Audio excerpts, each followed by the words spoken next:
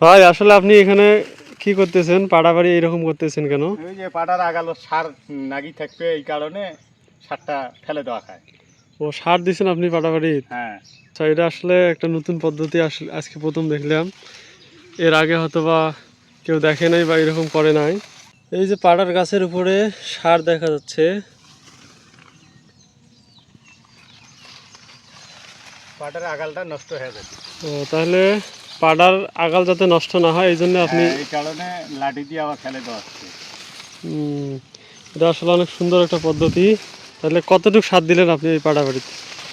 20% দেওয়া হলো 8 কেজি। হুম, এটাই শেষ না আরও দিবেন? না, এটা শেষ। কি বেন দোষ হয়েছে পাটার আগাল মরি যাবেন একটু। যদি সারগুলো আপনি যদি ফেলে না দেন তাহলে কি ক্ষতি হবে পাড়ার? এই যে সারটা পড়ে নাই, হুম, এর অ্যাকশনটা এই আগাল থাকি যে নষ্ট হয়ে যাবে।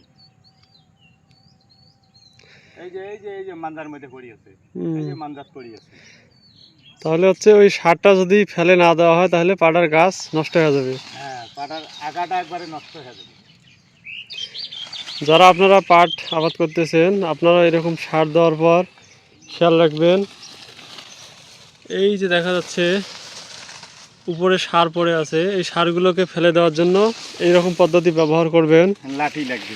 লাঠি দিয়ে, তাহলে আপনাদের পাট আর ক্ষতি হবে না। হ্যাঁ।